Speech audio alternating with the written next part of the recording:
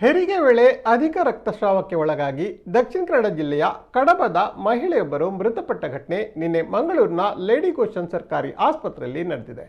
ಕಡಬದ ಕೊಂಬಾರು ಇಡ್ಯಡ್ಕ ಕಟ್ಟೆ ಚೇತನ್ ಎಂಬವರ ಪತ್ನಿ ವಿದ್ಯಾ ಮೃತ ಮಹಿಳೆ.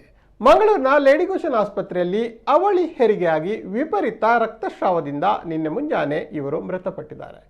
ಇವರಿಗೆ ಈ ಮೊದಲು 2 ಹೆಣ್ಣು ಮಕ್ಕಳಿದ್ದು 2ನೇ ಬಾರಿ ಮತ್ತೆ ಅವಳಿ ಮಕ್ಕಳಿಗೆ ಜನ್ಮ ನೀಡಿದ ಸಂದರ್ಭ ಈ ಘಟನೆ ನಡೆದಿದೆ.